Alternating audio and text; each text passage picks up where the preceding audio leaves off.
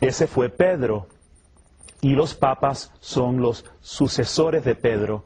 También se le llama al Papa vicario de Cristo.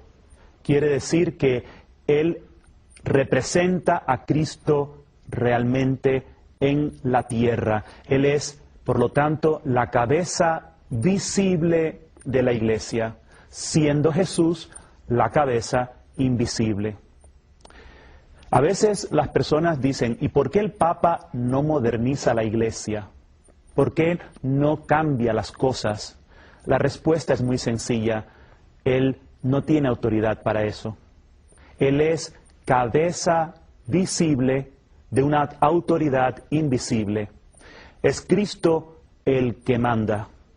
Y por eso la Iglesia no puede cambiar en lo que Cristo ha revelado en su doctrina. Y por eso la Iglesia no puede cambiar en lo que Cristo ha revelado en su doctrina. Y vemos que en 20 siglos de Iglesia se ha demostrado cómo el Espíritu Santo ha cuidado la enseñanza, el pastoreo de la Iglesia. Entonces se han dado cuenta, es imposible que esto ocurra si no fuera por una obra sobrenatural, la obra de Dios.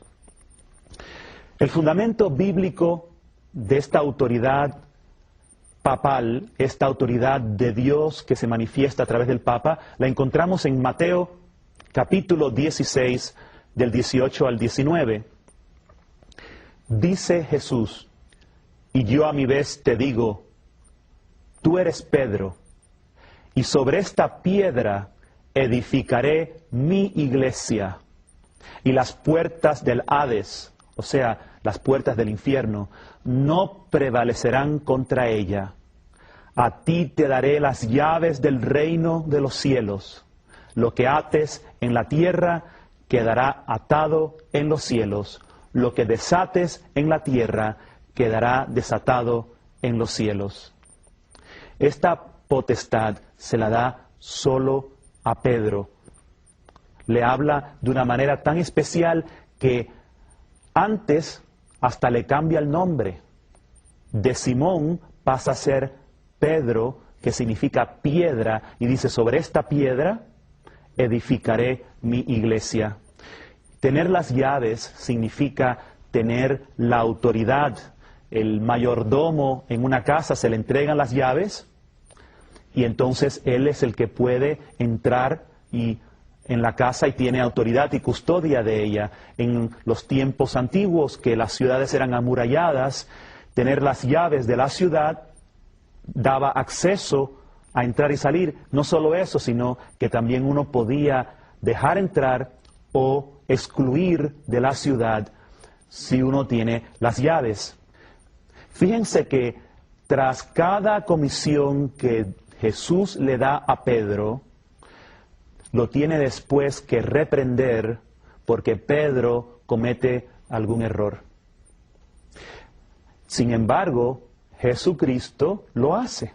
Le da a Pedro estas comisiones para que quede claro que es obra divina actuando en seres humanos.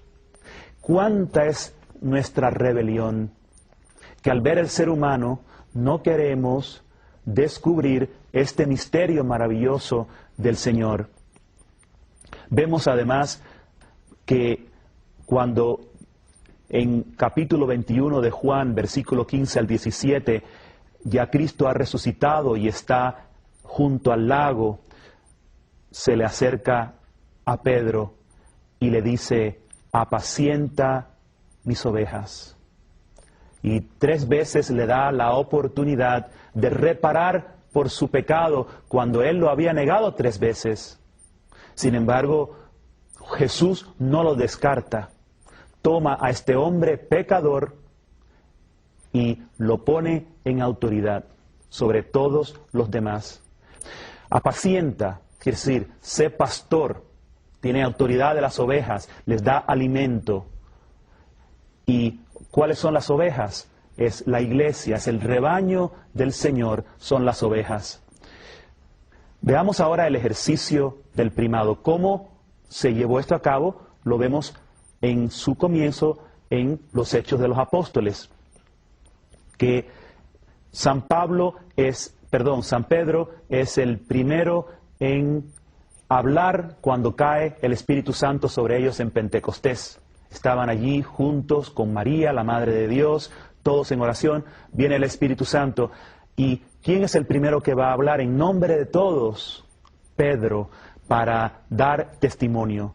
Vemos que él es también la cabeza en el primer concilio que se celebra en la iglesia, el concilio de Jerusalén. Vemos cómo los pastores primitivos de la iglesia lo reconocían al Papa como el pastor supremo. Cuando nosotros tengamos dudas sobre la interpretación correcta de la Biblia, bueno, ¿qué quiere decir esto? Unos dicen una cosa, otros otra, pero estamos ahora en el siglo XX, vamos a entrar en el XXI. ¿Cómo la interpretaban en el principio?